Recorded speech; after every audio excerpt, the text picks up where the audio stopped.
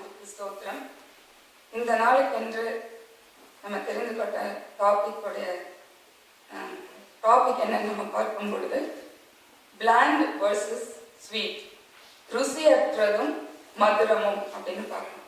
So இன்னைக்கு வாசிக்க கேட்ட இந்த 4 வேத பாடங்களை நம்ம பார்க்கும் பொழுது சுவிசேஷ வேத பாடம், பரிசுத்த யோவான் எழுதின சுவிசேஷம் 2ஆம் அதிகாரம் வசனங்கள் 1 முதல் 11 வரை நம்ம பார்க்கிறது என்னன்னா, அதுல எப்படி இயேசு கிறிஸ்து ருசியற்ற ஒரு தண்ணீரை மதுரமான ஒரு திராட்சை ரசமாக மாற்றினார் அப்படின்னு நம்ம பார்க்கிறோம்.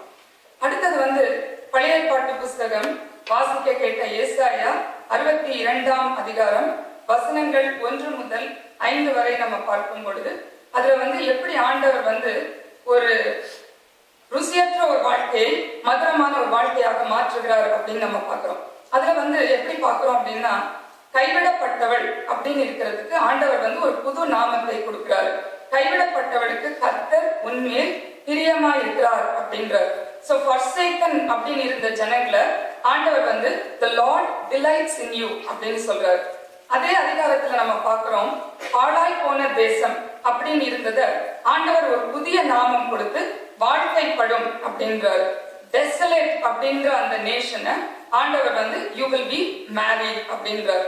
சோ அப்படி கைவிடப்பட்ட பாழாய் போன ஒரு வாழ்க்கையை ஆண்டவர் பிரியமுள்ள ஒரு வாழ்க்கையாக, ஒரு வாழ்க்கைப்பட்ட ஒரு வாழ்க்கையாக ஆண்டவர் அதை மாற்றுகிறார் அப்படின்னு பார்க்கிறோம். சோ இப்படி ஒரு சேஞ்ச் வரணும் அப்படின்னா, ஒரு பிளாண்ட் லைஃப் ஆண்டவர் ஒரு ஸ்வீட்டான லைஃபா மாத்தணும் அப்படின்னு பார்த்தா ஒரு மிரக்கிள் அங்க நடக்கணும், ஒரு அற்புதம் இல்லைன்னா ஒரு அதிசயம் நடக்கணும். அதுதான் நம்ம வாசிக்க கேட்ட அந்த நிருப வாக்கியம் 1 கொரிந்தியர் 12ஆம் அதிகாரம் வசனங்கள் 1 முதல் 12 பார்க்கிறோம். ஆவியின் வரங்கள் ஆண்டவர் கொடுக்கிறாரு. எல்லாருக்கும் ஒரு வெவ்வேறான வரங்களை கொடுக்கிறாரு. ஆனா அதுல ஒரு வசனத்துல ஆண்டவர் என்ன எம்பசைஸ் பண்றாருன்னா, அது அவனவனுடைய பிரயோஜனத்திற்காக அது உபயோகப்பட வேண்டும் அப்படின்றாரு. அப்படின்னா இந்த கிஃப்ட்ஸ் எல்லாம் கடவுள் எதுக்காக கொடுக்கிறாரு அப்படின்னா, it's for a common good. நம்மளுடைய வளர்ச்சிக்காக மாத்திரம் அந்த கிஃப்ட்ஸை நம்ம யூஸ் பண்ணக்கூடாது, இல்லைன்னா பர்சனல் கெயின்காக அந்த கிஃப்ட்ஸை யூஸ் பண்ணக்கூடாது, அது மற்றவர்களுக்கு உபயோகப்படுத்த வேண்டும் அப்படின்னு பாக்குறோம். எதுக்காக இந்த வசனத்தை இந்த இடத்துல நம்ம எடுத்து தியானிக்கிறோம் அப்படின்னு பார்த்தா, இயேசு கிறிஸ்துவுக்கு அந்த வரம் இருக்கு, அற்புதங்களை செய்கிற வரம் இருக்கு. அவர் அந்த வரத்தை உபயோகப்படுத்தி மற்றவர்களுக்கு அதை பிரயோஜனப்படுகிறதற்காக உபயோகப்படுத்துகிறாரே வெளிய பர்சனல் கெயின்காக அவர் அதை யூஸ் பண்ணல. அந்த கானா ஒரு கல்யாணத்துல தண்ணீரை திராட்சரசமாக மாற்றுகிறார் அப்படின்னு பார்க்கிறோம். அதனால இனிமையற்ற வாழ்க்கையை இனிமையாக அவர் மாற்றுகிறதற்கு அந்த வரங்களை மற்றவர்களுடைய பிரயோஜனத்திற்காக அவர் அதை உபயோகிக்கிறார் அப்படின்னு பார்க்கிறோம். கடைசியில மாறி மாறி வாசிக்க கேட்ட 36ஆம் சங்கீதத்துல நம்ம வாசிக்கிறோம், உம்முடைய பேரின்ப நதியினால் எங்களுடைய தாகத்தை தீர்க்கிறீர், ஜீவ ஊற்றுகள் உம்மிடத்திலிருந்து வருகிறது. உலக பிரகாரமாக தண்ணீரை திராட்சரசமாக மாற்றுகிறது, இல்லைன்னா கல்லுகளை அப்பமாக மாற்றுகிறது. இதெல்லாம் அற்புதங்கள் ஆண்டவர் செய்யலாம். இதை விட பெரிய அற்புதம் என்னன்னா, ஜீவ தண்ணீர் ஜீவ அப்பம் நமக்கு கிடைக்க வேண்டும். உலக பிரகாரமான அப்பமும் தண்ணீரும் நமக்கு தேவைதான். ஆனா ஆண்டவர் சொல்கிறாரு, இதெல்லாம் சாதாரண சிற்றின்பங்கள், ஆனா ஆண்டவர் பேரின்பத்தை உங்களுக்கு தருவேன் அப்படின்னு அவர் சொல்றாரு. அது நமக்கு ஜீவ தண்ணீர் உள்ள ஊற்றுகளை உங்களுக்கு தருவேன் அப்படின்றார். சோ இந்த ஒரு இன்ட்ரோடக்ஷனோட இந்த நாளுக்குரிய செய்திக்குள்ள நம்ம கடந்து செல்வோம். முதல்ல நம்ம இந்த சுவிசேஷ வேதத்துல நம்ம வாசிக்கும் பொழுது, அந்த யோவான் எழுதின சுவிசேஷத்துல நம்ம பார்க்கிறோம், 3ஆம் நாளிலே கலிலேயாவில் உள்ள கானா ஊரிலே ஒரு கல்யாணம் நடந்தது அப்படின்னு பார்க்கிறோம். இந்த திருமணத்துல இயேசுவின் தாய் அழைக்கப்படுகிறார்கள் அப்படின்னு பார்க்கிறோம். இயேசுவும் அவருடைய சீஷரும் அந்த திருமணத்திலே அழைக்கப்படுகிறார்கள். So Jesus Christ, though he was like 100% divine, he was also 100% human. So ஒரு மனுஷனா இந்த உலகத்துல நம்ம என்னெல்லாம் லைஃப் ஸ்டைல் லீட் பண்றோமோ அதே மாதிரி ஒரு வாழ்க்கைய அவரும் கடைபிடிக்கிறாருன்னு பாக்குறோம். சோ ஒரு லைஃப்ல அவரும் ஒரு ஃபேமிலி லைஃப்னு ஒண்ணு இருக்கு. அவரையும் ஒரு கல்யாணத்துக்கு இன்வைட் பண்றாங்க. ஒரு கல்யாணத்துக்கு போனா அந்த கல்யாணத்துல குறைவுகள் வருது. ஒரு சில கல்யாணத்துல பிரச்சனை வரும், போராட்டம் வரும், சண்டைகள் வரும், குறைவுகள் வரும். சோ எல்லாரையும் இது ஃபேஸ் பண்றாரு, எல்லாத்தையுமே அவர் பார்த்துட்டு இருக்கிறாரு. சோ இயேசுவும் அவருடைய சீஷர்களும் அந்த திருமணத்துக்கு அழைக்கப்பட்டார்கள் அப்படின்னு பாக்குறோம். சோ அடுத்த வசனமே இமீடியட்டா நம்ம என்ன பார்க்கிறோம்னா, திராட்சரசம் குறைவுபட்ட போது, so there was a shortage. So நம்ம நினைக்கலாம் இந்த காரியத்தை நம்ம எவ்வளவு ப்ரேயர்ஃபுல்லா நம்ம செஞ்சோம், நம்ம வந்து எவ்வளவு ரெகுலரா நம்ம சர்ச்சுக்கு போறோம், ஃபேமிலி ப்ரேயர்ஸ் பண்றோம், all night prayers, fasting prayers, இன்னும் எவ்வளவோ நம்ம ஒரு ப்ரேயர்ஃபுல் லைஃப் லீட் பண்ணாலும் எப்படி ஒரு குறை வரலாம் அந்த இடத்துல, நம்ம அப்ப இவ்வளவு பண்ற பிரேயர்ஸ் எல்லாம் வேஸ்டா போயிருமோ அப்படின்னு நம்ம நினைக்கலாம். அந்த கல்யாணத்திலையும் இயேசு கிறிஸ்து அழைக்கப்பட்டிருந்த போதும் still there was a shortage. ஏசாமி அந்த இடத்துல இருக்கும் போது எப்படி குறை வரலாம்? Sometimes we get frustrated. இவ்வளவு ப்ரே பண்ணி இவ்வளவு ஆரம்பிச்சோம், ஏன் நம்ம லைஃப்ல இந்த குறை வருது? ப்ரேயரே பண்ணாம ஒண்ணுமே பண்ணாதவங்களுக்கு கூட எல்லாமே நல்லா தானே நடக்குது அப்படின்னு கூட சில சமயம் நம்ம திங்க் பண்ண தோணும். ஆனா அந்த பிரேயர் இருக்கிறனால தான் கடைசியில வந்து அந்த பிளாண்ட் லைஃப் வந்து ஒரு ஸ்வீட்டான லைஃபாக மாறுகிறது அப்படின்னு நம்ம பார்க்கிறோம். தோ ஷார்டேஜ் வந்தாலும் அதனாலதான் நம்ம வாசிக்கிறோம், என் தேவன் கிறிஸ்து இயேசுவுக்குள் நம்முடைய குறைவுகளை எல்லாம் தம்முடைய ஐஸ்வர்யத்தினாலே நிறைவாக்குவார். சோ குறைவுகள் வரும், ஆனா ஆண்டவர் வந்து அதை நிறைவாக்குவார். அதுக்கு வந்து நம்மளுக்கு வந்து அவருடைய பிரசனம் தேவைப்படுகிறது. சோ இயேசு கிறிஸ்து வந்து அந்த கப்பல்ல இருக்கிறாரு, ஆனா அதே கப்பல்ல தான் வந்து கடும் புயல், காற்று, கொந்தளிப்பு எல்லாம் வருகிறது. அப்போ இயேசு கிறிஸ்து கூட இருக்கும் போதே காற்று, கொந்தளிப்பு, புயல் வருகிறது. இயேசு கிறிஸ்து கூட இருக்கும் போதே குறைவுகள் வருகிறது. அதனால இன்னைக்கு ஆண்டவர் நம்ம கூட இருந்தாலும் நம்முடைய வாழ்க்கையில குறைவுகள் வரலாம், காற்று, கொந்தளிப்பு வரலாம். ஆனாலும் நம்ம விசுவாசம் உள்ளவர்களாக இருக்கும் பொழுது கடைசியில் ஆண்டவர் வந்து நிச்சயமாக நம்மை மகிமையாக நடத்துவார் அப்படின்னு பார்க்கிறோம்.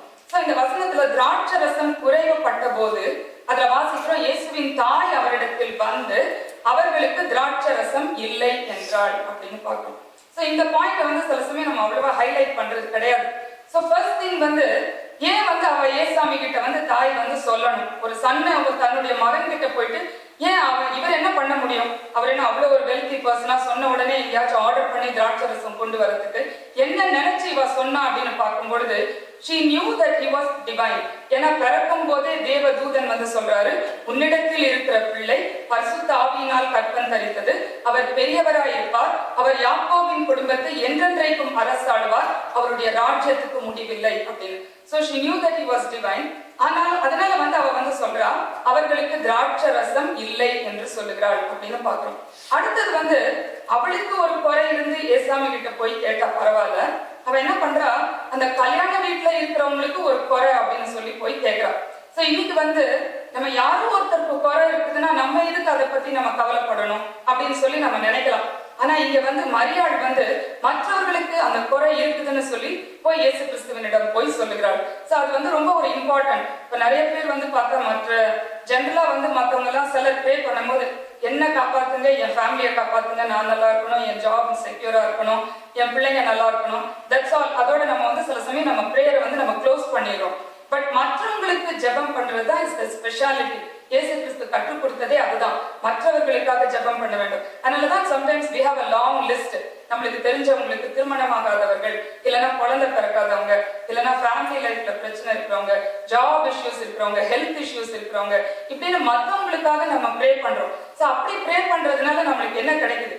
இங்க மரியாள் வந்து அவர்களுக்கு திராட்சை ரசம் இல்லை அப்படின்னு மற்றவங்களுடைய குறைக்காக she goes to Jesus Christ. இன்னைக்கு நம்ம வந்து அப்படி வரோமா? வேதத்துல வந்து யோபுன்னு ஒரு மனுஷன் இருந்தான், அவன் வந்து அப்படி ப்ரே பண்றான்.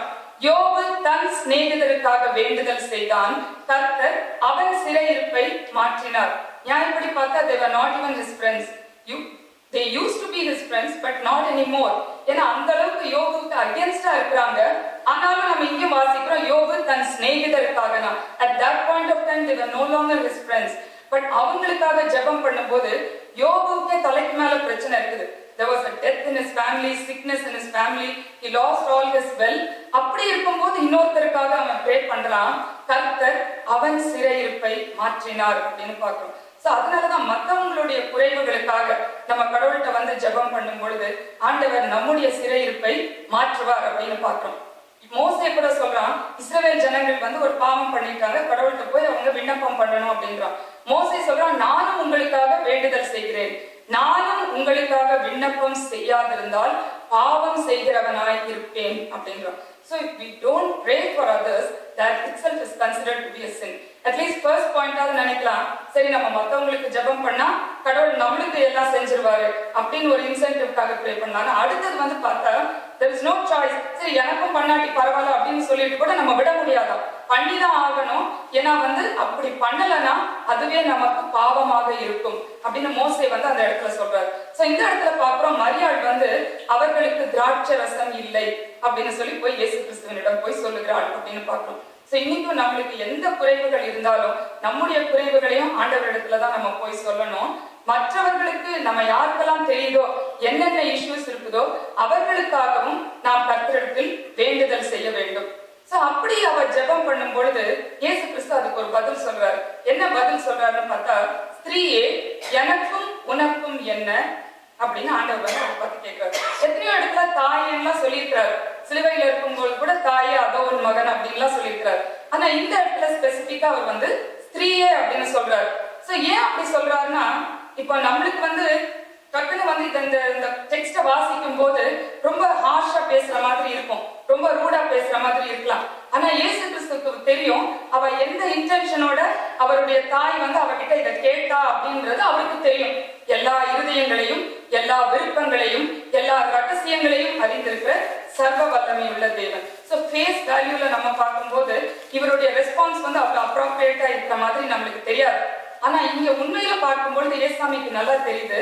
She thinks that she is his mother, so she could dominate him and ask him to do what she wants. So அந்த ஒரு ஆட்டிடியூட் அந்த இடத்துல இருக்கக்கூடாது. ஆனா இயேசுசாமி தாய்னு சொல்லி மரியாளுக்கு கீழ்ப்படிந்து நடந்தார் அப்படின்னு பாக்குறோம். அவர் தேவாலயத்துல இருந்து தாய் தகப்பன் அவர் கேட்கிறார், நீ ஏன் இப்படி எங்களை விட்டுட்டு போய் எங்களை விசாரத்தோட என்ன நாங்க உனக்காக தேடினோமேன்னு சொல்லும் போது இயேசுசாமி தாய் தகப்பனுக்கு கீழ்ப்படிந்து இருந்தார் அப்படின்னு பாக்குறோம். So he obeys his parents, but இந்த விஷயத்துல when a spiritual gift is involved, அவர் அந்த இடத்துல our relationship is totally different அப்படின்றத அந்த இடத்துல எடுத்து காட்டுறாரு. ஸ்திரீயே எனக்கும் உனக்கும் என்ன, you are not my biological mother but I am your spiritual father அப்படின்னு அந்த இடத்துல எடுத்து காட்டுறாரு. சோ எல்லாரும் எனக்கு பிள்ளைங்க, நீயும் எனக்கு பிள்ளை அப்படின்னு மரியாளுக்கு அந்த இடத்துல எடுத்து காட்டுறாரு. சோ மத்தவங்க ப்ரே பண்ணி வெயிட் பண்ற மாதிரி நீயும் ப்ரே பண்ணி வெயிட் பண்ணணும். You cannot just demand or ask for things. அதனாலதான் ஸ்திரீயே எனக்கும் உனக்கும் என்ன அப்படின்னு கேட்கிறார். சோ நம்ம எல்லாருக்குமே இன்னைக்கு அவர் தான் நமக்கு ஸ்பிரிச்சுவல் ஃபாதர்.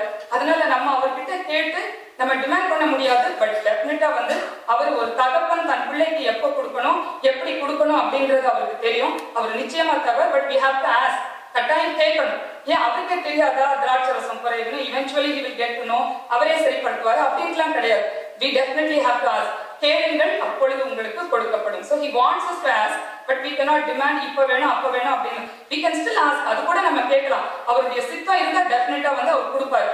சோ அவர் என்ன சொல்றாரு, ஸ்திரீயே எனக்கும் உனக்கும் என்ன, என் வேளை இன்னும் வரவில்லை, my hour has not come அப்படின்றார். சோ வேளை இன்னும் வரவில்லை அப்படின்னா அதுல it's understood that she has to wait. இன்னைக்கு நம்மளுக்கும் வாழ்க்கையில சில காரியங்கள் இப்ப நடந்தா நல்லா இருக்கும், இன்னைக்கே நடந்தா நல்லா இருக்கும் அப்படின்னு சொல்லி நம்ம நிறைய நினைக்கிறோம். இதான் ரைட் டைம், இந்த டைம்ல நடக்கலன்னா அப்புறம் பின்னாடி இன்னும் few years கழிச்சு நடந்து என்ன பிரயோஜனம், எல்லாமே முடிஞ்சு போயிடுமே, அதுக்கப்புறம் நடந்து நம்மளுக்கு என்ன யூஸ் அப்படின்னு சொல்லி எல்லாம் நம்ம நினைக்கலாம். ஆனா ஆண்டவர் என் வேலை இன்னும் வரவில்லை அப்படின்னு சொல்றாருன்னா அந்த குறித்த வேலைக்காக நாம் காத்திருக்க வேண்டும். அதனாலதான் ஆபகு தீர்க்கதரிசி சொல்லுகிறாரு, குறித்த வேலைக்காக தரிசனம் இன்னும் வைக்கப்பட்டிருக்கிறது, முடிவிலே அது விளங்கும், அது பொய் சொல்லாது, அது தாமதித்தாலும் அதற்கு காத்திரு, அது நிச்சயமாய் வரும், அது தாமதிப்பது இல்லை அப்படின்றார். சோ அந்த குறித்த காலம், ஆண்டவர் குறித்த காலம், ஆண்டவர் குறித்த நேரம் தான் நமக்கு சரியான நேரம். He does all things beautiful in his time. அவர் சகலத்தையும் அதினத்தின் காலத்திலே நேர்த்தியாய் செய்கிறார். நம்மளுக்கு இந்த டைம் தான் நேர்த்தின்னு நம்ம நினைக்கிறோம். ஆனா பின்னாடி நம்மளுக்கே தெரியும் இதுதான் நம்மளுக்கு பெஸ்ட் டைம். நம்ம தான் தெரியாம இப்படி நினைச்சிட்டோம், நம்ம இப்படி கேட்டுட்டோம் அப்படின்னு சொல்லி நம்ம நினைக்கலாம்.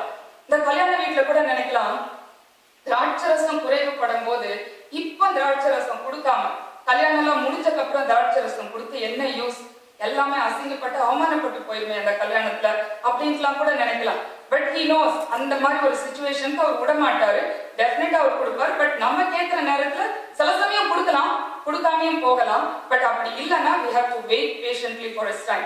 அதனாலதான் நம்ம வாசிக்கிறோம், இளைஞர் இளைப்படைந்து சோர்ந்து போவார்கள், வாலிபரும் இடறி விடுவார்கள், கர்த்தருக்கு காத்திருக்கிறவர்களோ புது பலன் அடைந்து கழுகுகளைப் போல செட்டைகளை அடித்து எழுப்புவார்கள், அவர்கள் ஓடினாலும் இளைப்படையார்கள், நடந்தாலும் சோர்ந்து போவார்கள். அதனால கர்த்தருக்கு நம்ம காத்திருக்கும் பொழுது நிச்சயமாக அந்த குறித்த நேரத்திற்காக அந்த குறித்த காலத்துல ஆண்டவர் நிச்சயமாக நமக்கு தருவார் அப்படின்னு பார்க்கிறோம். சோ என் வேலை இன்னும் வரவில்லை அப்படின்னு சொல்றாரு. சொன்ன உடனே மரியாள் வந்து பாருங்க, அதுக்கு எந்த கான்ட்ரடிக்டரியா எதுவுமே சொல்லல, கவுண்டர் பண்ணல, ஒண்ணுமே பண்ணல. she just goes and tells the servants, அவர் உங்களுக்கு என்ன சொல்லுகிறாரோ அதன்படி செய்யுங்கள். so she is totally submitted to his will. சரி நம்ம சொல்லிட்டோம், my job is over, அவ்வளவுதான். so that's how we have to be. என்ன பிரச்சனை இருந்தாலும் நம்ம சொல்லிட்டோம் கடவுள்கிட்ட, அதுக்கப்புறம் வந்து that's his problem, it's not my problem anymore. சொல்லாம இருந்தாதான் கஷ்டம். நம்ம ஆண்டவர்கிட்ட சொல்லிட்டோம். அதனாலதான் வாசிக்கிறோம், என் காரியத்தை உம்மிடத்தில் சாட்டி விட்டேன் அப்படின்னா I have already told it to you. நம்ம தெரியாதுன்னு கடவுளால சொல்ல முடியாது. the ball is in your court அப்படின்னு நம்ம தைரியமா சொல்லலாம். என் காரியத்தை மேற்கோட்டுக் கொள்ளும் அப்படின்னா hereafter it's not my problem anymore, it's your problem அப்படின்னு சொல்லிட்டு கடவுள்கிட்ட சொல்லிட்டோம் அப்படின்னா அதுக்கப்புறம் நம்ம வந்து அதை திருப்பியும் நினைச்சு கஷ்டப்படணும்னு அவசியம் இல்லை. அதனாலதான் நம்ம அன்னாள் கூட அப்படிதான் கடவுளுடைய பாதத்துல தன்னுடைய இருதயத்தை எல்லாம் ஊற்றி விட்டு அப்புறம் அவள் துக்கமுகமா இருக்கவில்லை. சில சமயம் நம்ம சொல்லிட்டு we still keep brooding over it. ஐயோ இது இப்படி ஆயிருமோ அப்படி ஆயிருமோன்னு. பட் நம்ம கிளாசிக் எக்ஸாம்பிள்ஸ் பைபிள்ல இருக்கு. ஹானா வந்து கடவுள்கிட்ட she poured out his heart and then she was no longer downcast anymore அப்படின்னு பார்க்கிறோம். அதே மாதிரி இங்க மரியாளும் there was a crisis. அந்த வெட்டிங்ல there is a crisis, but still வந்து அவ கடவுள்கிட்ட நான் சொல்லிட்டேன் அப்படின்னு சொல்லிட்டு she was peaceful. சோ அந்த மாதிரி ஒரு ஆட்டிடியூட் தான் இன்னைக்கு நம்ம கிட்ட இருக்கணும். நம்ம பிரேயர்ல கடவுள்கிட்ட கொண்டு போயிட்டோம் அப்படின்னா அதுக்கப்புறம் வந்து நம்மளுக்கு ஒரு பீஸ் அண்ட் டிராங்குலிட்டி இருக்கணும். அப்படி இல்லைன்னா we have no faith. நம்ம சொன்னதுல அர்த்தமே இல்லை, நம்ம ப்ரே பண்ண டைம் கூட வேஸ்டா போன மாதிரி ஆயிடும். சோ கடவுள்கிட்ட சொல்லிட்டு வேலைக்காரர்கிட்ட சொல்றாவா, அவர் உங்களுக்கு என்ன சொல்லுகிறாரோ அதன்படி செய்யுங்கள். So how does she know that Jesus Christ is going to give some instructions to the disciple, to the servants அப்படின்றது மரியாளுக்கு எப்படி தெரியும்? அதுக்கு அப்புறம் தான் அது வருது. பட் அவ டைரக்டா போய் சொல்றா சர்வன்ஸ் கிட்ட, அந்த வேலைக்காரர்கிட்ட, அவர் உங்களுக்கு என்ன சொல்லுகிறாரோ அதன்படி செய்யுங்கள். So she is anticipating something. ஒருவேளை ஆண்டவர் வந்து வேலைக்காரன், ஏன்னா அவங்க தான் அந்த திராட்சை ரசத்தை எடுத்து கொடுக்கறவங்க. சோ ஏதாவது சொல்லுவாரு அப்படின்னு நினைச்சிட்டு whatever he says do it. So இதுல வந்து என்னன்னா என்ன சொன்னாலும் நம்ம வந்து ஆண்டவர் சொல்றதை செய்யணும். அது கசப்போ தித்திப்போ whether we like it or not we still have to do it. அதுதான் வந்து டோட்டல் சரண்டர். ஆண்டவர் வந்து நம்மளுக்கு அந்த நேரத்துல கொடுக்கலனாலும் அவர் என்ன சொல்றாரோ, இப்ப சிலதெல்லாம் நம்ம நினைக்கிறோம் இந்த காரியத்தை வந்து நம்ம இப்படி செஞ்சாதான் இந்த காரியம் நடக்கும் அப்படின்னு நினைக்கலாம். பட் கடவுள் வந்து அதை வேற மாதிரி நடக்கும் போது இந்த பாத்துல இல்லைன்னா இந்த டைரக்ஷன்ல போனா நம்மளுக்கு வந்து இதுல சக்சஸே வராதே, இது நடக்கவே நடக்காதே அப்படின்னு நம்ம நினைக்கலாம். and sometimes it may seem so absurd, so bizarre, but still வந்து we just have to have blind faith and do what he says. so அது சொல்லி கொஞ்ச நேரத்துல பாருங்க ஏசாமி வந்து அந்த வேலைக்காரர்கிட்ட சொல்றாரு, கச்சாடிகளிலே தண்ணீரை நிரப்புங்கள் அப்படின்றாரு. சோ இது வந்து ஒரு லாஜிக்கா இருக்கிற மாதிரியே தெரியல. திராட்சை ரசம் வேணும், பட் வந்து ஜஸ்ட் பிளெயின் வாட்டரை இந்த ஜார்ஸ்ல போடுங்க அப்படின்றார். கச்சாடிகளிலே தண்ணீரை நிரப்புங்கள் அப்படின்றார். சோ இங்க வந்து இந்த சர்வன்ஸ் உடைய இதை பாருங்களேன், ஒபீடியன்ஸ். இமீடியட்டா வந்து அந்த வேலைக்காரர் அவங்க இதுவரைக்கும் ஏசாமி செஞ்ச எந்த அற்புதமும் அவங்க பார்த்தது கிடையாது. ஏன்னா Bible is documented that this is his very first miracle. So servants வந்து இதுவரைக்கும் ஏசாமி ஒருத்தவங்களுக்கு கண் பார்வை கொடுத்தாங்க, இல்லைன்னா காது கேட்க வச்சாரு, செத்து போனவங்களை உயிரோடு எடுப்பினாரு அப்படின்ட்டுலாம் சொல்லி எந்த மிரக்கலையும் அவங்க கேள்விப்பட்டதே கிடையாது. பட் ஸ்டில் வந்து அவங்க என்ன பண்றாங்க, they obey him. அவங்க என்ன பண்றாங்க, கச்சாடியில அந்த தண்ணிய ஊத்துறாங்க அப்படின்னு பார்க்கிறோம். so here it shows their obedience and effort. so இன்னைக்கு நம்மளுக்கு ஒரு காரியம் நடக்கணும் அப்படின்னா நம்ம பிரேயர்ல வச்சோம்னா God is guiding us through certain ways அப்படின்னா though it doesn't seem very logical, நம்ம வந்து என்ன பண்ணணும், we still have to do it. அப்ப வந்து கச்சாடிகளிலே தண்ணீரை நிரப்புங்கள் அப்படின்னா இவங்க போய் வந்து அதை நிரப்புறாங்க அப்படின்னு பாக்குறோம்.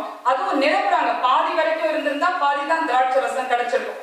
ஆனா வந்து அதை முழுவதுமாக நிரப்புகிறார்கள் அப்படின்னு பாக்குறோம். சோ ஏசாமி வந்து he does miracles through our effort sometimes. டைரக்டா வந்து அவர் வந்து திராட்சை ரசம் வர கடவுதுன்னா வந்துரும். இப்ப வந்து அந்த மலை பிரசங்கத்துல 5000 பேர் இருக்கிறாங்க, அவங்கள போஷிக்கணும்னா வானத்துல இருந்து அப்பத்தை கொட்ட சொன்னா வந்து கொட்டும். he can do anything as a God Almighty.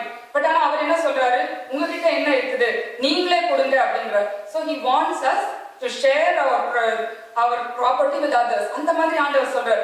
So நீங்களே அவர்களிடத்தில் கொடுங்கன்னே 5 அப்பங்கள் 2 மீன் தான் இருக்குதுன்னே அந்த 5 அப்பம் 2 மீனை கொண்டு வந்து அதை வச்சு 5000 பேரை அவர் போஷிக்கிறார் அப்படின்னு பார்க்கிறோம். அதே மாதிரி இங்கேயும் he wants us to do something. அவர் தண்ணியை நீங்க ஊத்துங்கன்றாரு. அதை ஊத்துனக்கு அப்புறம் அதை சீஷர்கள் பாருங்க அதை கீழ்படுகிறார்கள். கீழ்படுகிறது மாத்திரம் அந்த எஃபர்ட் போட்டு அதை செய்கிறார்கள்னு பார்க்கிறோம். சோ இது கூட அவங்க பண்ணிடலாம். அடுத்த கமாண்ட் ரொம்ப கஷ்டமான கமாண்ட். அவர் என்ன சொல்றாரு, இப்பொழுது அதை மொண்டு கொண்டு போய் பந்தி விசாரிப்புக்காரர் இடத்தில் கொண்டு போங்கள் அப்படின்றாரு. இது ரொம்ப எவ்வளவு இப்ப வேலைக்காரங்களை போயிட்டு தண்ணிய அந்த ஜாடியில இருந்து எடுத்துட்டு போயிட்டு பந்தி விசாரிப்புக்காரன்ட்ட போய் கொடுத்து அதை டேஸ்ட் பண்ண சொல்றாரு.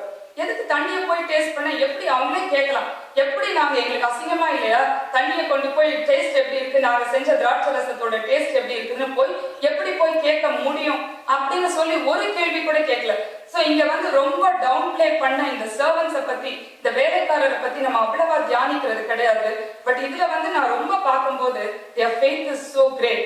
அவங்க ஒரு கொஸ்டின் கூட கேட்கல, உடனே அவர்கள் முண்டு அதை பந்தி விசாரிப்புக்காரர் இடத்தில் கொண்டு போனார்கள் அப்படின்னு பார்க்கணும். அப்ப அதை முண்டு பந்தி விசாரிப்புக்காரர் இடத்துல கொண்டு போறாங்கன்னா here again it shows their obedience, கீழ்ப்படுகிறார்கள், and it shows their faith. அதனாலதான் ஆண்டவர் இஸ்ரவேலருக்குள்ளும் நான் இப்படிப்பட்ட விசுவாசத்தை காணவில்லை அப்படின்னு சொல்றாருன்னா, அப்படி ஒரு விசுவாசம். அந்த வெறும் தண்ணி, பச்சை தண்ணியை கொண்டு போய் என்ன பண்றாங்க, கொண்டு போய் அந்த பந்தி விசாரிப்புக்காரர் இடத்துல போய் கொடுக்குறாங்க.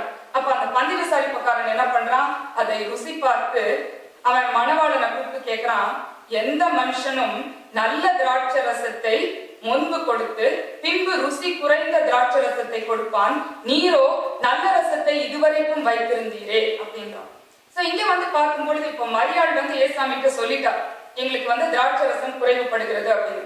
அதுக்கப்புறம் ஏசாமி போய் மரியாள் கிட்ட சொல்லல, இத மாதிரி நான் இப்படி பண்ண போறேன், கச்சாடிகள்ல போய் தண்ணியை ஊத்த போறேன், அதுக்கப்புறம் அந்த தண்ணி ஊத்திட்டு அதை அதுக்கப்புறம் நான் திராட்சை ரசமா மாத்த போறேன், கல்யாணத்துக்கு முன்னாடி எல்லாமே சரியா போயிடும், எல்லாம் ஒரு ஹாப்பி எண்டிங்கா இருக்கும், நீ கவலைப்படாத அப்படின்ட்டுலாம் ஒண்ணுமே மரியாளுக்கு ஏசாமி சொல்லல.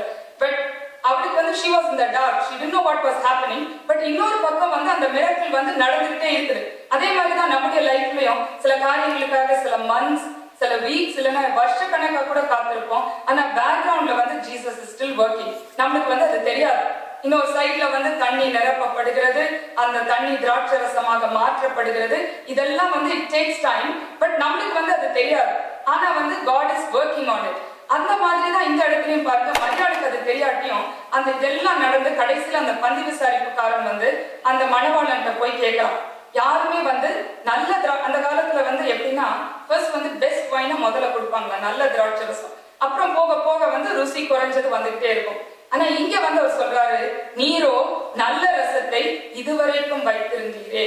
அப்ப நிறைய பேர் சொல்லுவாங்க, முதல்ல அவங்க கொடுத்த திராட்சை ரசம் நல்லாதான் இருந்துச்சு.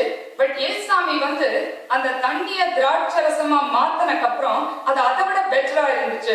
ஏன்னா ஏசாமியே கொடுத்த திராட்சை ரசமாச்சு.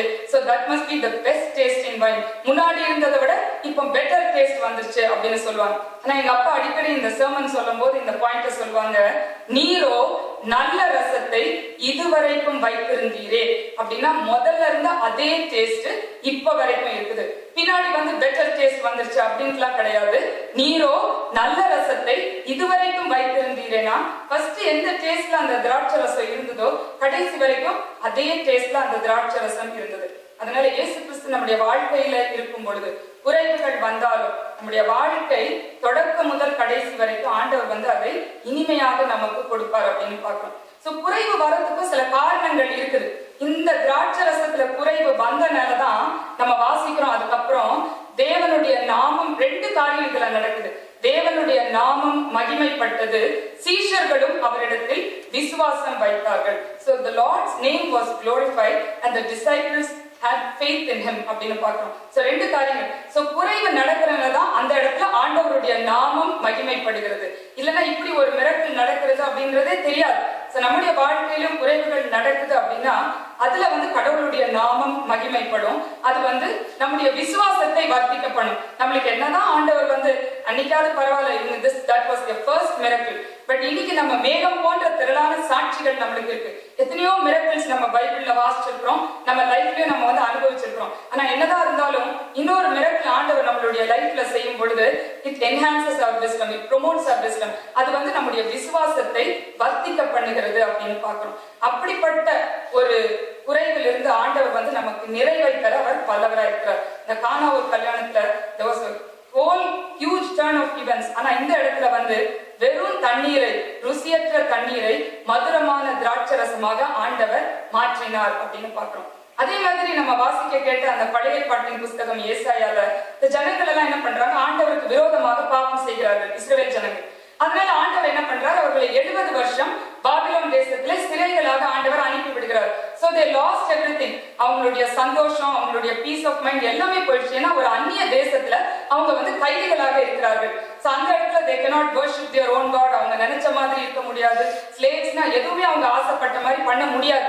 அதுல வாசிக்கிறோம், கீத வாத்தியத்தின் சத்தமும், ஆடல் பாடலின் சத்தமும், மணவாளனின் சத்தமும், மணவாட்டியின் சத்தம், ஏந்திரம் அரைக்கும் சத்தம், இது எல்லாமே அமுங்கி போய்விட்டது அப்படின்னு பாக்குறோம். அப்படி அந்த பாபிலோன் தேசத்துக்கு சிறையாக போய் இஸ்ரவேல் ஜனங்கள் வந்து கைவிடப்பட்டவர்களாக இருந்தார்கள். பாழாய் போன தேசமாக மாறிவிட்டது அப்படின்னு பாக்குறோம். ஆனா அப்படி இருந்த சூழ்நிலையில கூட ஆண்டவர் வந்து என்ன சொல்றாரு, உங்க வாழ்க்கையும் நான் மதுரமாக மாற்றுவேன் அப்படின்றாரு. ஒருவேளை இன்னைக்கு நம்முடைய வாழ்க்கை கைவிடப்பட்டது போல இருக்கலாம், பாழாய் போனதை போல ஒரு சில சிச்சுவேஷன்ஸ்ல இருக்கலாம். ஆனா ஆண்டவர் வந்து நிச்சயமா I will bring a change அப்படின்றார். அது வந்து மதுரமாக உங்களுடைய வாழ்க்கையை மாற்றுவேன். ஒருவேளை ருசியற்ற வாழ்க்கை மாத்திரம்னு கூட சொல்ல முடியாது, கசப்பான வாழ்க்கையா கூட இருக்கலாம். ஆனா ஆண்டவர் வந்து அதை நிச்சயமாக மதுரமாக மாற்ற வல்லவராக இருக்கிறார் அப்படின்னு பாக்குறோம். அதனாலதான் இனி நீ கைவிடப்பட்டவள் எனப்படாமலும், உன் தேசம் பாழாய் போன தேசம் எனப்படாமலும், நீ எப்சிபா என்றும் உன் தேசம் பியூலா என்றும் சொல்லப்படும். எப்சிபா என்றால் கர்த்தர் உன்மேல் பிரியமாயிருக்கிறார், பியூலா என்றால் உன் தேசம் வாழ்க்கைப்படும் அப்படின்றார். So forsaken, கைவிடப்பட்டவள் அப்படின்றத ஆண்டவர் வந்து என்ன பண்றாரு, the Lord delights in you, கர்த்தர் உன்மேல் பிரியமாயிருக்கிறார் அப்படின்னு சொல்லி மாற்றுகிறார். பாழாய் போன தேசம் desolate அப்படின்றத ஆண்டவர் வந்து நீ வாழ்க்கைப்படும், I am married அப்படின்னு சொல்லி கர்த்தர் வந்து அங்க ஒரு வாழ்க்கையை தருகிறார் அப்படின்னு பாக்குறோம். சோ அன்னைக்கு அந்த இஸ்ரவேல் ஜனங்கள் பாபிலோன்ல சிறைப்பட்டு கஷ்டப்பட்டு அவதிப்பட்டு கொண்டிருந்த அந்த ஜனங்களுக்கு ஆண்டவர் வந்து ஒரு மதுரமான வாழ்க்கையாக மாற்றி தருகிறார் அப்படின்னு பாக்குறோம். நம்ம வாசிக்க கேட்ட நிருப வாக்கியம் 1 கொரிந்தியர் 12ஆம் அதிகாரத்துல வாசிக்கிறோம், வரங்கள்ல வெவ்வேறான வரங்கள் உண்டு அப்படின்னு பாக்குறோம். ஆவியின் கனிகள் கேட்டா நம்ம எல்லாருக்கும் தெரியும் 9. ஆவியின் வரங்களும் பார்த்தா 9 வரங்கள். எல்லாருக்கும் எல்லா வரங்களும் கிடையாது. ஆண்டவர் ஒரு சிலருக்கு ஒரு சில வரங்களை கொடுக்கிறார். அதுல 9 வரங்கள் என்ன அப்படின்னு பார்த்தா, அதுல ஒண்ணு வந்து புத்தியை போதிக்கிற ஒரு வரம், சோ பிரசங்கம் பண்றதுக்கு ஒரு வரம் அப்படின்றார். 2வது வந்து அறிவை உணர்த்தும் வரம். 3வது வந்து குணமாக்குகிற வரம் அப்படின்னு பாக்குறோம். அதுக்கப்புறம் நிறைய வரங்கள், அற்புதங்களை செய்கிற வரம், அதுக்கப்புறம் வந்து அந்நிய பாஷைகளை பேசுகிற வரம், அப்புறம் அந்நிய பாஷைகளை வியாக்கியானம் பண்ணுகிறது அது ஒரு வரம், தீர்க்க தரிசனம் சொல்லுகிறது அது ஒரு வரம், அதுக்கப்புறம் ஆவிகளை பகுத்தறிகிறது அது ஒரு வரம். இப்படி நிறைய வரம், அற்புதங்கள் செய்கிறது அது ஒரு வரம். இப்படி 9 வரங்கள் இருக்குது. இயேசு கிறிஸ்துவுக்கு இந்த வரங்கள் எல்லாம் இருக்குது. அவர் வந்து அற்புதங்களை செய்கிற அந்த வரத்தை பிரயோஜனப்படுத்தி தான் இந்த கானா ஒரு கல்யாணத்துல தண்ணீரை திராட்சரசமாக மாற்றினார். இன்னைக்கு ஆண்டவர் வந்து நிறைய பேருக்கு அற்புதங்களை செய்கிற வரத்தை கொடுத்திருக்கிறார். ஆனா அதை வந்து நம்ம மிஸ்யூஸ் பண்ணக்கூடாது. அந்த மிஸ்யூஸ் பண்ணும் போது ஆண்டவர் வந்து என்ன பண்றாரு, அவர்களை நரகத்துல தள்ளி போட்டுறாரு. அதனாலதான் நம்ம அற்புதங்களை ஒருத்தர் செய்யறாங்க, பிசாசுகளை துரத்துறாங்க, இல்லைன்னா வியாதியஸ்தரை குணமாக்குகிறாங்கன்னா உடனே அவங்க இவ்வளவு பெரிய அதிசயங்களை செய்யறாங்களே, செத்து போனவங்களே உயிரோடு எழுப்பிட்டாங்களே, இவங்க நிச்சயமா பரலோகத்துக்கு போயிடுவாங்க அப்படின்னு சொல்லி நம்ம நம்ப முடியாது. ஏன்னா ஆண்டவர் சொல்றாரு, ஆவியின் வரங்களை விட ஆவியின் கனிகள் தான் முக்கியம் அப்படின்றாரு, அந்த அன்பு தான் முக்கியம் அப்படின்றாரு. இந்த வரங்கள் எல்லாம் ஆண்டவர் கொடுக்கிறாரு. அதுலதான் நம்ம வாசிக்கிறோம், அவனவனுடைய பிரயோஜனத்துக்காக அது செலவிடப்பட வேண்டும். நிறைய நேரம் நம்முடைய வரங்கள் வந்து ஆண்டவர் நம்மளுக்கு வரங்கள் கொடுத்த உடனே முதல்ல ஒருவேளை மற்றவர்களுடைய பிரயோஜனத்துக்காக செலவுபடுத்தலாம். ஆனா போக போக என்ன ஆயிடுது, நம்முடைய பர்சனல் இன்சென்டிவ்ஸ் கெயின்ஸ்க்காக சில சமயம் அதை செலவுபடுத்தும் போதுதான் அங்க பெரிய அழிவு உண்டாகிறது, அவர்கள் நரகத்துக்கு தள்ளப்படுகிறார்கள். அதனாலதான் இப்படி குணமாக்குற வரம், அற்புதங்களை செய்கிற வரம், இந்த மாதிரி நிறைய அதிசயங்களை செய்கிற வரத்தை பெற்றவர்கள் எல்லாம் என்ன பண்றாங்க, நரகத்துக்கு தள்ளப்படும் பொழுது கர்த்தாவே கர்த்தாவே உம்முடைய நாமத்து நிமித்தம் அநேக அற்புதங்களை செய்தோம் அல்லவா, பிசாசுகளை துரத்தினோம் அல்லவா, அநேக அதிசயங்களை செய்தோம் அல்லவா, தீர்க்க தரிசனங்களை உரைத்தோம் அல்லவா அப்படின்னு சொல்லும் போது ஆண்டவர் சொல்றாரு, அக்கிரம செய்கைக்காரரே நீங்கள் என்னை விட்டு அகன்று போங்கள், நான் ஒரு காலம் உங்களை அறியவில்லை அப்படின்றார். அப்போ நம்ம வந்து வரங்கள் வந்து ஆண்டவர் நமக்கு கொடுக்கும் போது மற்றவர்களுக்கு பிரயோஜனமாக அதை செலவிட வேண்டும். இப்ப ஏசாமிக்கு அந்த வரம், அற்புதத்தை செய்கிற வரம், அவர் உடனே அந்த கல்யாண வீட்டுல சரி சரி எனக்கு எவ்வளவு காணிக்க கொடுக்குறீங்க அப்படின்னு சொல்லிட்டு வாங்கிட்டு போயிட்டு காணிக்க வாங்குறது தப்பு கிடையாது. பட் அதை வச்சு ஒரு லக்ஸூரியஸ் லைஃப் லீட் பண்ணணும் அப்படின்னு அவர் நினைச்சாரு அப்படின்னா அப்ப டெஃபினட்டா அது வந்து it's not for common good.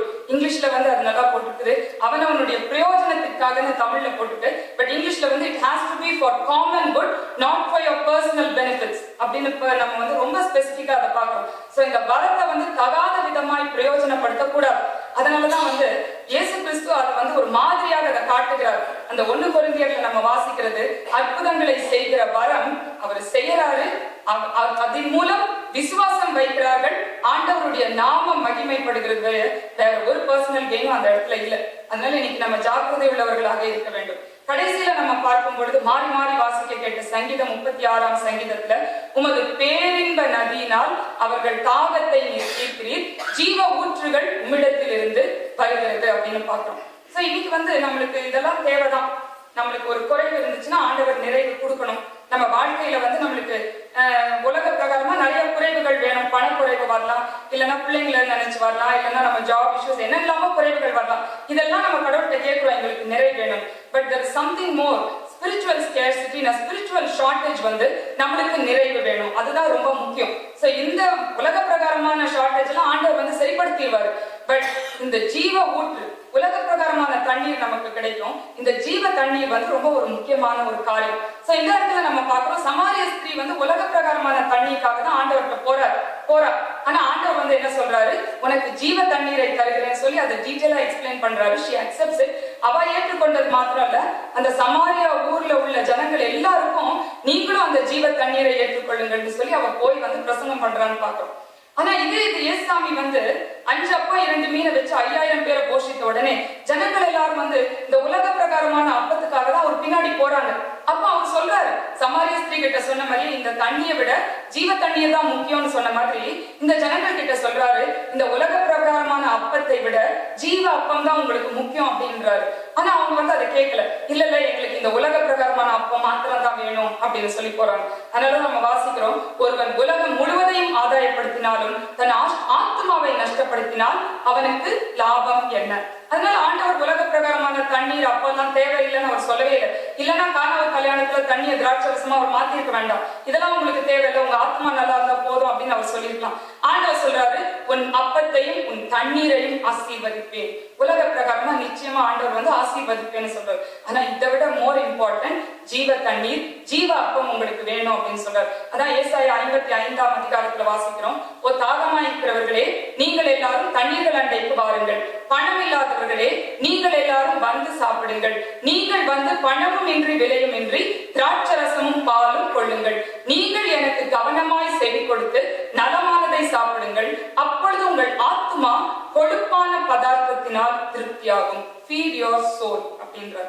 உலக பிரகாரமா நம்மளுக்கு தண்ணி இல்ல, திராட்சரசம் இல்ல, அப்பம் இல்ல அப்படின்லாம் நம்ம இருக்கிறோம். ஆனா ஆண்டவர் வந்து சொல்றாரு feed your soul. சோ இன்னைக்கு வந்து உலக பிரகாரமா ஆண்டவர் நம்முடைய வாழ்க்கையை, ருசியற்ற நம்முடைய வாழ்க்கையை மதுரமான வாழ்க்கையாக மாற்ற அவரால் கூடும். அதே போல நம்முடைய ஆத்மாவும், when our soul is very listless, ருசியற்ற ஒரு சோல் நம்முடைய ஆத்மா அப்படி இருக்கும் பொழுது ஆண்டவர் நம்முடைய ஆத்மாவுக்கும் அப்படி ஆசீர்வாதங்களை கொடுக்க அவர் வல்லவராய் இருக்கிறார் என்கிற நம்பிக்கையோடு நம்முடைய வாழ்க்கை கசப்பான வாழ்க்கையாக இருந்தாலும் ருசியற்ற வாழ்க்கையாக இருந்தாலும் நிச்சயமாக மரியாதை போல விசுவாசம் உள்ளவர்களாய், அந்த வேலைக்காரரை போல நம்ம விசுவாசம் உள்ளவர்களாய் ஆண்டவரிடத்தில் வரும் பொழுது நிச்சயமாக நம்முடைய வாழ்க்கை மதுரமான வாழ்க்கையாக மாற்றுவார் என்கிற நம்பிக்கையோடு இந்த நாளுக்குள் செல்ல கர்த்தர் தாமே நம் ஒவ்வொருவருக்கும் அப்படிப்பட்ட கிருபைகளையும் ஆசீர்வாதங்களையும் தந்தருளுவாராக.